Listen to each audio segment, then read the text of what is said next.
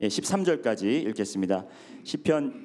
요한복음 21장 1절부터 14절까지입니다. 우리 같이 교독하시겠습니다. 그 후에 예수께서 디베랴 호수에서 또 제자들에게 자기를 나타내셨으니 나타내신 일은 이러하니라.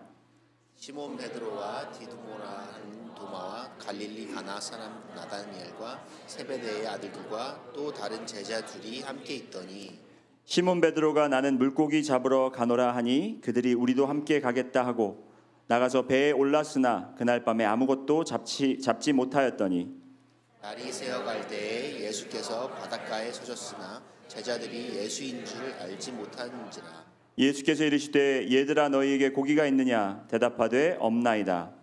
이르시되 그들을 그리하면 잡으리라 하시니 이에 던졌더니 물고기가 많아 그물을 들 수 없더라.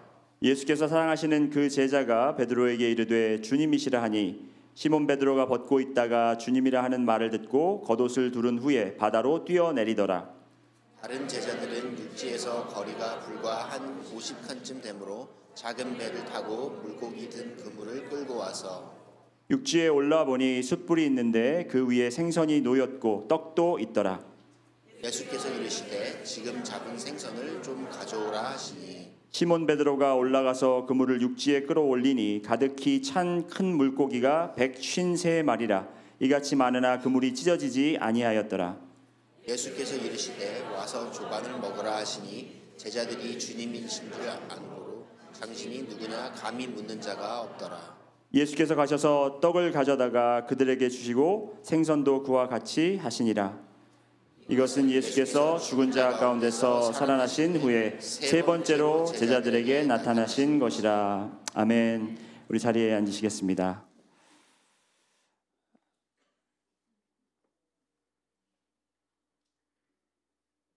This morning I want to bring a message to you from Book of John, chapter 21. And this is a continuation from the young adult lock-in that we had this past weekend. The whole theme of the sermons that I've shared with the young adult group was that as we go through the life journey, as we go through the journey of faith, there are moments where we meet Christ, and there are some turning points in our lives. And there are significant markings or significant events that take place that causes us to turn from where we are to move forward to where God is leading us. And all these events that took place in Peter's life somehow matches up with his boat. So I've actually aligned my sermons based on the boat events. One event that took place was that he was dealing with unbelief. He didn't know who Christ was. However, Jesus came into his boat and led him out his boat. So he became a follower of Christ. And second event that took place was when he was on the boat crossing the Sea of Galilee, he encountered a great storm and he was fighting for his life. The boat was something that he already had left, but he realized that he was holding on to the boat as if that was going to save his life. And when he saw Jesus walking on the sea, he wanted to get out of the boat and walk on water. And that was not something that he wanted to do to show off to other disciples. Hey, look, I can walk on water. But rather, he wanted to get out of the boat because he wanted to be on the. He wanted to be next to Jesus. And today, I want to talk to you about an event where it takes place after the resurrection of Jesus Christ. Peter had encountered Jesus' resurrection. He encountered Jesus' resurrected body. However, he could not really pick himself up. He was so discouraged. He was so downhearted because of what he had done. So he goes back to his old profession, which was fishing. And he got into boat again, and that's when he meets Jesus. So that's the message that I'll be sharing with you today. 저희가 이제 신앙생활을 하다 보면 신앙의 위기의 순간들이 여러분 찾아옵니다. 그 위기의 순간들을 우리가 잘 감지하고 주님께 나오면 되는데 그렇지 못하면 우리가 감지하지 못한다면 그 위기가 이제 위험에서 시련으로 바뀌게 됩니다. 그 시련을 당할 때는 정말 우리가 빠져나오기가 너무나도 힘들다라는 것이에요. 예수님의 수제자였던 베드로 역시 신앙생활의 위기들을 여러 번 겪었는데, 그런데 그 베드로의 그런 위기의 상황이 올 때마다 베드로가 어디에 가 있냐면 베드로의 배 위에 올라가 있다라는 것입니다. 예수님과 처음 가까이 만난 곳도 배 위였고, 그곳에서 예수님이 하나님의 아들인 것을 깨닫고 배를 이제 버리고 배를 뒤로 하고 배를 포기하고 주님의 제자가 됩니다. 오늘 함께 읽은 본문의 내용은 베드로에게 신앙에 있어서 가장 위험한 시기였다라고 말할 수 있습니다. 가능하시면 제가 이제 슬라이드, 이게 지금 말씀을 했는데 제가 넘기겠습니다. 첫 번째 슬라이드로 한번 가주실래요? 자, 신앙 위기의 신호가 찾아오는데, 본문 3절, 아니 이거 말고 그 말씀 스킵해가지고, 네, 예, 거기입니다. 네, 3절 말씀 보시면 이 신앙의 위기의 신호를 어떻게 우리가 감지할 수 있느냐? 시몬 베드로가 나는 물고기 잡으러 가노라 하니 그들이 우리도 함께 가겠다 하고 나가서 어디에 올랐다고 말씀은 기록하고 있습니까, 여러분? 배에 올랐다고 합니다. 아까도 말씀드렸지만 배는 베드로의 인생의 전부였어요. 어부로 태어났고 어부 사업에 종사했고, 그리고 정말 훌륭한 어부가 되는 것이 그의 삶의 목표였습니다. 예수님을 만나서 그것을 포기했는데 자꾸 거기에 다시 기어 올라가는 거예요. 힘들 때마다, 어려울 때마다, 아니면 정말 예수님께 집중하지 못할 때마다 이 배에 자신의 몸과 자신의 삶을 의지하는 모습을 발견할 수 있었습니다. 그런데 그 다음 부분에 보면 시몬 베드로가 뭐라고 하면서 배에 올라가느냐? 아니, 그 전 슬라이드, 물고기 잡으러 가노라 하면서 배에 올라갑니다. 물고기 잡으러 가노라. 여기에 여러분, 물고기 잡으러 가노라 하는, 여기 가노라 하고 번역된 단어의 원어를 보니까 여러분, 후파고라는 단어가 이제 나옵니다. 그리스 언어죠. 예, 이 헬라어로 후파고라는 단어는 어떤 단어냐면 포기하고 돌아서다라는 거예요. 우리가 가다 하면 A에서 시작 포인트에서 B로 가는 것입니다. 그렇죠? 후파고는 A에서 B로 옮기는 게 아니라 A에서 B로 가다가 어떤 상황 때문에 힘든 도전을 만나고 이제 거기서 중간에서 포기하고 다시 A로 돌아가는 걸 이야기하는 거예요. 그러니까 이 베드로가 나는 그냥 심심하니까, 할 일이 없으니까 낚시나 하러 가야 되겠다 이렇게 이야기한 게 아니라, 내가 예수님의 제자로 살려고 했지만, 그리고 예수님이 부활하셨지만 내가 다시 제자로서 살 힘이 없다, 살 의지가 없다. 그래서 다시 옛날 살던 그 방향으로, 그 모습으로 돌아가자, 다시 업으로 돌아가자, 바로 그런 뜻이라는 것이에요.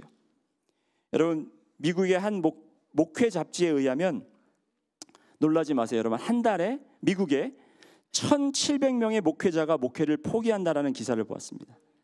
한 달에 1,700명의 목회자가 목회를 그만둔답니다. 우리 주위에도 주님을 만나고 변화된 삶을 살다가 또 열심히 신앙생활을 하다가 실망도 하고 좌절도 하고 또 포기도 하시는 분들을 많이 만나게 됩니다. 여러분도 혹시 그러신 경험이 있으셨나 모르겠습니다. 아니면 지금 여러분이 그런 상황을 겪고 있는지 모르겠습니다. 여러분, 나도 이제 주님을 열심히 믿고 따르려 했지만 이제는 나도 후파하고 해야 되겠다. 나도 포기하고 돌아서야 되겠다. 내가 기도를 아무리 열심히 하고 내가 아무리 정말 헌신해서 주님을 섬기려, 교회를 통해서 주님을 섬기려고 하여도 정말 내가 주님께 드리는 기도 제목이 응답되지 않고 내가 원하는 삶의 방향 이게 안 되니까 나는 이제 포기하고 후파고 돌아서야 되겠다.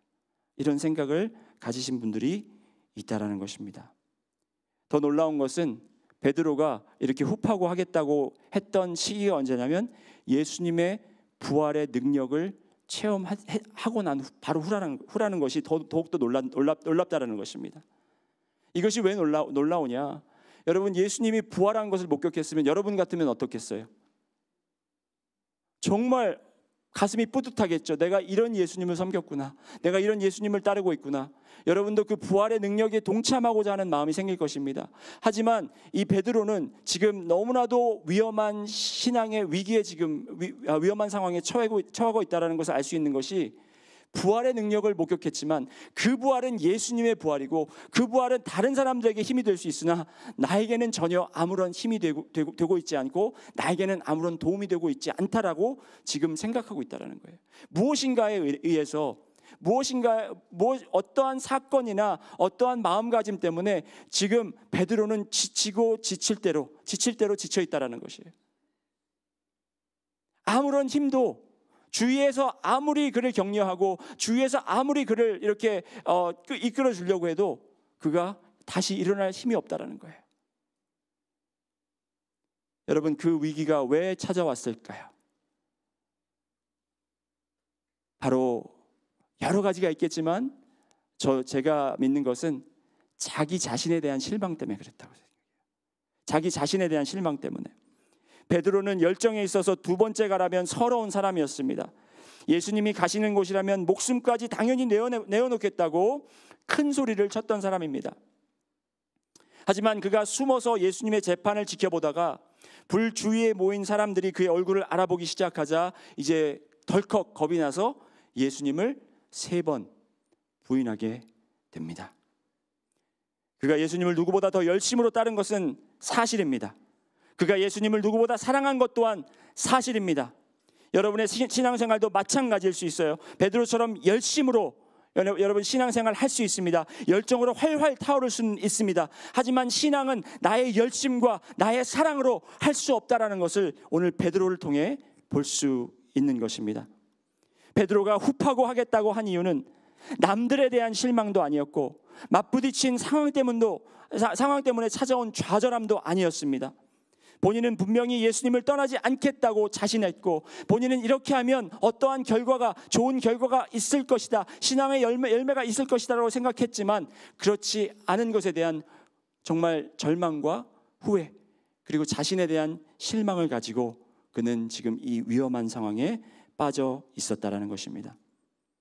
여러분도 내가 이제 정신 차리고 열심히 신앙생활 해보자 하고 이제 새해가 시작하면 성경 통독도 해보고 다니엘 금식 하자니까 다니엘 금식도 해보시고 교회 하는 성경 공부, 제자 훈련, 특강 1, 2, 3, 4, 5 다 참석해 봐도 여러분이 계속해서 똑같은 장소에서 똑같은 시험 때문에 넘어지는 여러분의 모습을 발견할 수 있습니다.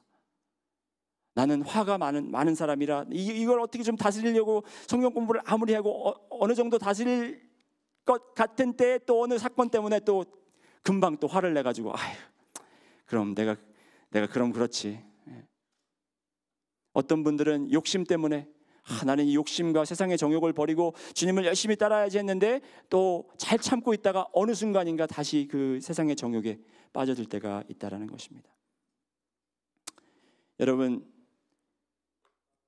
이런 제가 지금 말씀드리는 게 베드로의 이야기가 아니죠, 여러분. 여러분의 이야기죠.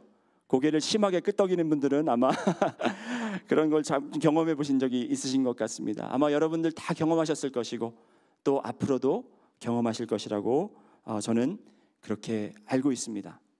하지만 우리가 그렇다 하는 사실에 집중할 것이 아니라 우리가 그렇게 넘어지고 쓰러지고 우리 자신에게 실망해서 정말 후파하고 하고 다시 우리를 일으켜 세울 수 있는 힘이 없고 아무런 힘과 의지가 없을 때 주님께서 우리를 회복하시기 원하시는 바로 주님의 모습을 우리는 바라봐야 된다는 거예요. 그런데 주님께서 어떻게 회복하시나 한번 보시겠습니다. 첫 번째로 주님께서는 우리에게 이렇게 회복하십니다. 우리 곁에 찾아와 주십니다. 따라해 보실까요? 나의 곁에 찾아와 주십니다. 4절 말씀에 보면 예수님께서 바닷가에 서셨다 그랬습니다. 근데 이제 나중에도 나오지만 8절 말씀에 나오지만 어느 정도 거리로 떨어져 있었냐면 50칸, 200 큐빗, 100 yards, 얼마 안 되는 거리에 있었어요. 제자들은 이제 예수님께서 부활하셨지만 그들과 멀리 떨어져 계시다고 생각했지만 예수님께서는 이 제자들을 가까이 찾아와 주셨다라는 거예요. 찾아오셔서 그들이 예수님 있는 곳, 그곳을 바라보기를 원하시는데 우리는 자꾸 흡하고 해가지고 그것만 바라보고 예수님께 돌아서지 않는다라는 거예요. 예수님은 우리 곁에 오셔서 여러분이 느끼지 못하실 수 있습니다. 예수님은 멀리 있는 것 같이 느낍니다. 느낄 수 있어요. 그렇게 느끼는 이유가 예수님이 멀리 계셔서 그런 게 아니라 여러분의 마음이 죄책감으로, 실망감으로, 좌절감으로 내 곁에 있는 이 사람을, 이 예수님을 바라보지 못한다는 거예요. 여러분 그렇잖아요. 가까운 사람하고 싸워도 멀리 있는 것처럼 느껴질 때가 있어요. 바로 옆에 있어도. 그렇죠? 아내하고 싸우면 바로 옆에 있는데도 저기 멀리 있는 애한테 그래서 야 가서 엄마한테 이렇게 얘기해. 그럼 바로 옆에 있는데, 그렇죠? 예수님이 우리 옆에 찾아오셔도 우리가 느끼지 못하는 것은 아직도 우리가 이 죄책감을 버리지 못하고 주님께 고개를 돌리지 못하기 때문에 그렇다라는 것입니다. 요한복음 14장 18절 말씀에 이렇게 나와 있습니다. 내가 너희를 고아와 같이 버려두지 아니하고 너희에게 오리라. 예수님께서는 우리를 버리지 않습니다. 여러분 지상 명령을, 우리 대위 명령을 임하시면서도 내가 세상 끝날까지 너희와 함께 하리라. 예수 그리스도의 이름이 뭐라 그랬습니까? 임마누엘. 그의 이름을 임마누엘이라 하라. God with us. 하나님께서 우리와 함께 하십니다. 여러분 우리가 좌절하고 실망할 때 우리를 고아처럼 내버려 두시는 것이 아니라 우리를 찾아오셔서 우리의 곁에 계신다라는 거예요. 그 주님을 여러분 바라보시기 바랍니다. 두 번째는 변함없는 사랑을 기억나게 하십니다. 21장 5절 말씀에 보면 얘들아 너희에게 고기가 있느냐. 여기서 얘들아라는 정말 아이들을 부르는 children. 예수님이 이 제자들보다 나이가 그렇게 많지 않았어요. 근데 그 다 큰 청년들 이상, 베드로는 결혼도 한 사람이었거든. 결혼도 한 사람이었습니다. 그런데 그 다 큰 어른들한테 얘들아, 이게 말이 됩니까? 말이 안 돼요.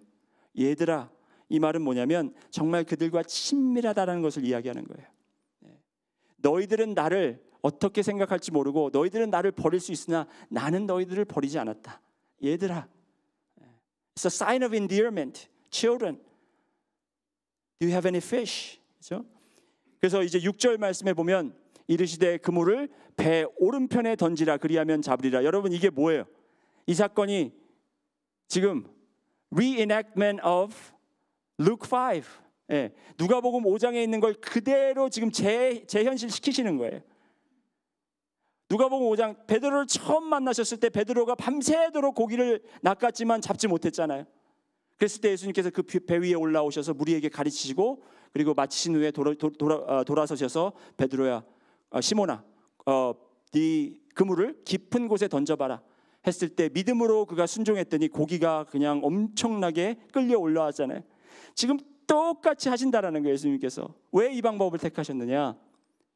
나는 너를 처음 만났을 그때의 사랑과 지금의 사랑과 나는 변함이 없다. 나의 사랑은 변하지 않았다.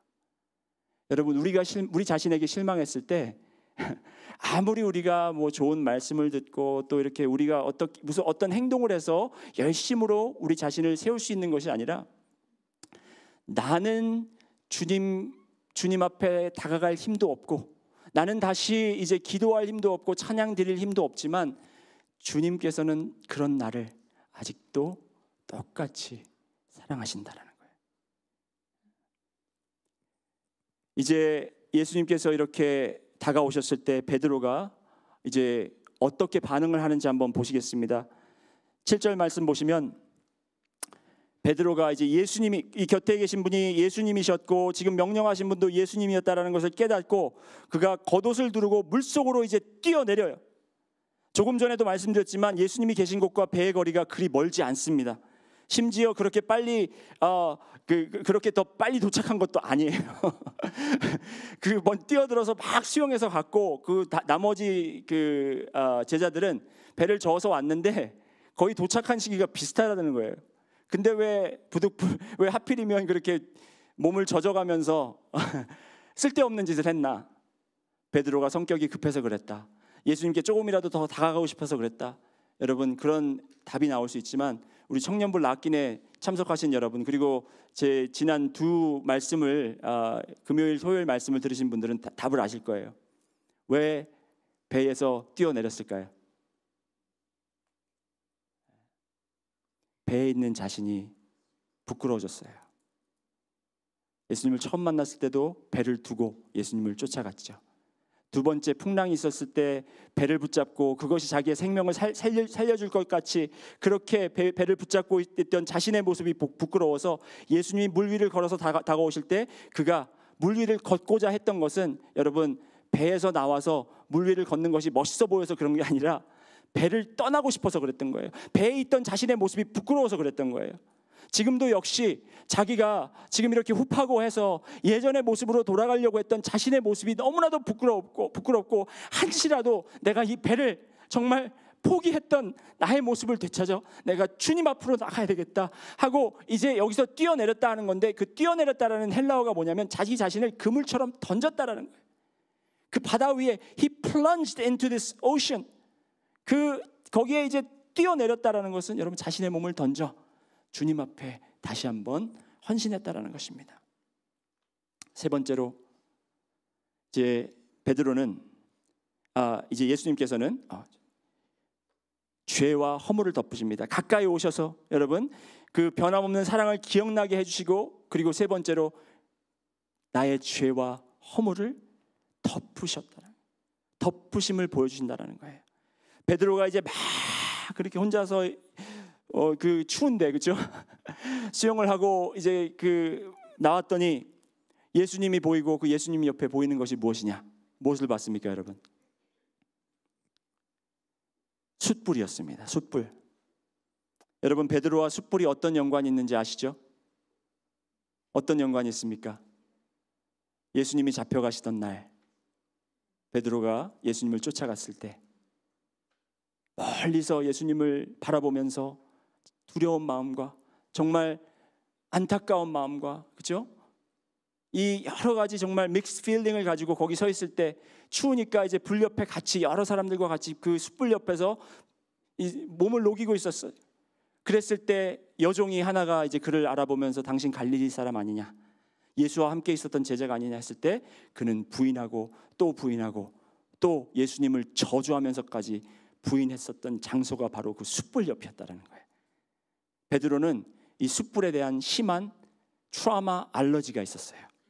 심리적 알러지가 있었다라는 거예요. 여러분, 제가 이걸 왜 심리적 알러지, 이 트라우마를 겪으면 심리적 알러지가 있다라는 걸 제가 어떻게 아냐면 몸이 반응해요. 제가 4살 때 저희 식구들이 이제 저희는 그 대가족이 같이 살았거든요. 함께 살았는데 저희 할아버지, 할머니, 그리고 저희 아버님이 큰아들이시고 그리고 둘째, 셋째 가족이 다 함께 살았어요. 그래서 그렇게 하다 보니까 매번 식사 시간이 전쟁이에요. 전쟁. 제 입장에서는, 왜냐하면 다 어른들한테 다 맛있는 거 드리고 저는 어리니까 남은 거 먹어야 돼요. 찌꺼기. 근데 하루는 김치찌개가 나온 거예요.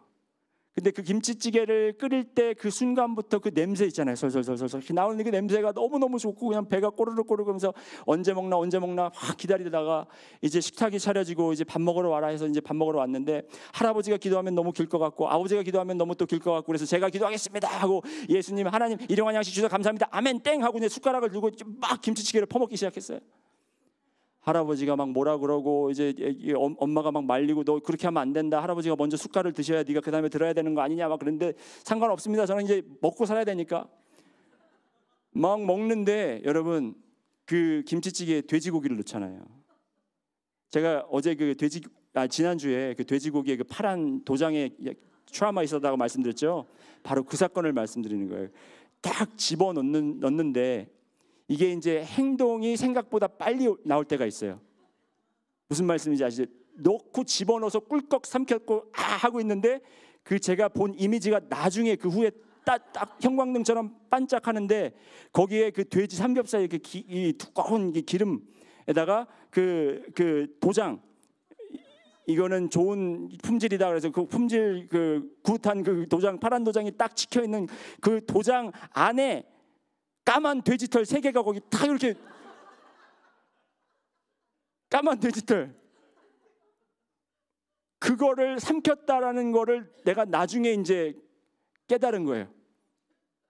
그랬더니 그 생각이 든 순간 여기에 들어갔다가 굴렁하고 다시 올라와 갖고 거기서 이제 다 토하면서 제가 그때부터 돼지고기에 트라우마가 있어 갖고요.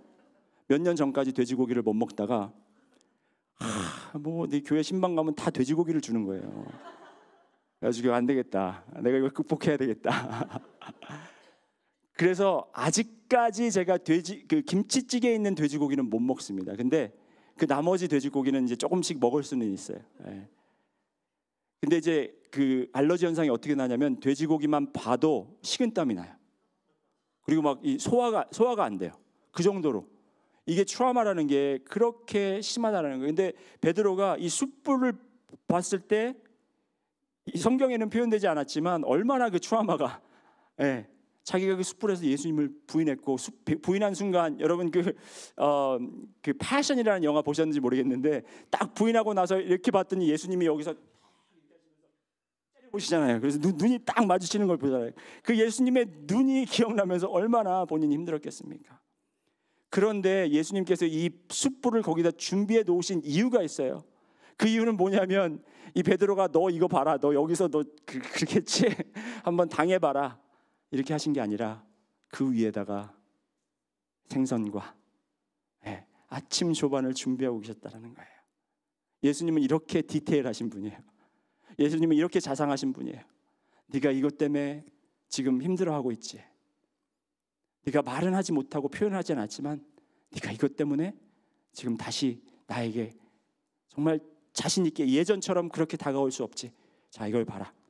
내가 이 위에 생선을 올려놓았듯이 너의 죄는 나의 보혈의 피로 깨끗이 씻김을 받았다. 여러분, 신앙의 위기, 나에 대한 실망과 돌이킬 수 없다고 생각하는 좌절감이 찾아와서 다시 이제 예전의 모습으로 돌아가고 싶을 때 내가 이제 다시 흡하고 해야 되겠다. 내가 이제 정말 이제는 포기해야 되겠다. 더 이상 이거 안 되겠다.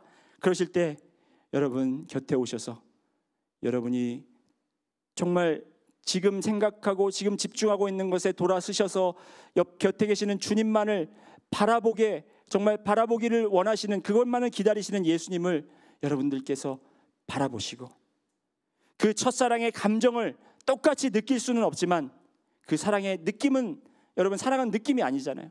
사랑은 언약입니다. 예수님께서 우리에게 나는 너를 사랑한다라고 처음부터 우리를 만드셨을 때, 지으셨을 때부터 우리를 사랑하겠노라, 우리를 구원하겠노라 라고 언약하셨기 때문에 우리를 사랑하시는 거예요. 우리가 뭘 잘해서 처음에 사랑하신 것이 아닙니다. 지금도 우리가 아무리 뭘 못하더라도 주님께서 사랑을 포기하지 않으신다라는 겁니다. 그렇기 때문에 우리는 그 사랑을 분명히 깨닫고 받아들여야 되는 거예요. 그리고 과거에 지은 죄에 대한 죄책감, 실망, 나에 대한 그 모든 것을 내려놓으시고 예수님께서 보혈의 피로 덮으셨다라는 것을 믿으시고 여러분 주님 앞에 담대히 다시 나올 수 있는 여러분들이 되시기를 소원합니다. 여러분의 그 배 위에서 이제 몸을 던져 나오시고 이제 배를 두시고 주님을 따르는 여러분들이 되시기를 바랍니다. 사단은 여러분들께 계속해서 정말 공격할 것입니다. 너는 절대로 안 변해. 너가 아무리 노력해봤자 안 되잖아. 안 되는 건 안 되는 거야. 여러분, 그것은 사탄이 주는 마음이에요. 예수님께서 우리 말씀을 통해서 어떻게 우리에게 우리는 무엇이라고 얘기하고 계시죠? 우리는 새 피조물이다. 보라, 이전 것은 지나갔으니 새 것이 되었다. 여러분은 새 것이에요. 여러분 옆에 계신 분한테 한번 이렇게 우리 좀 권면할까요? 당신은 새 사람이다.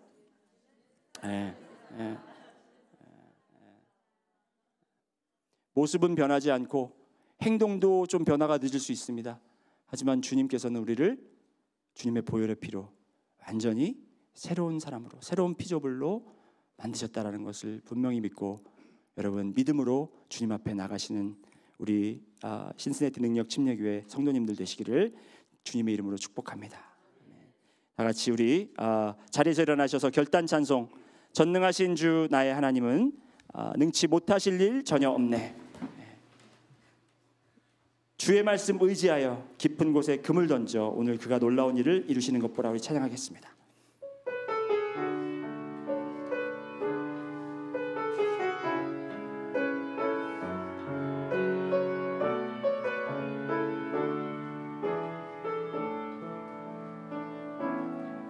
전능하신 나의 주 하나님은 능치 못하실 일 전혀 없네.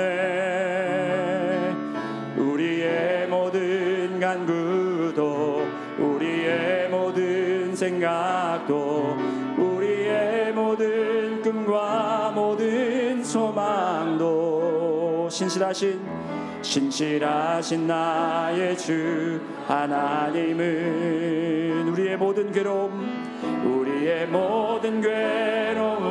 바꿀 수 있네. 불가능한 일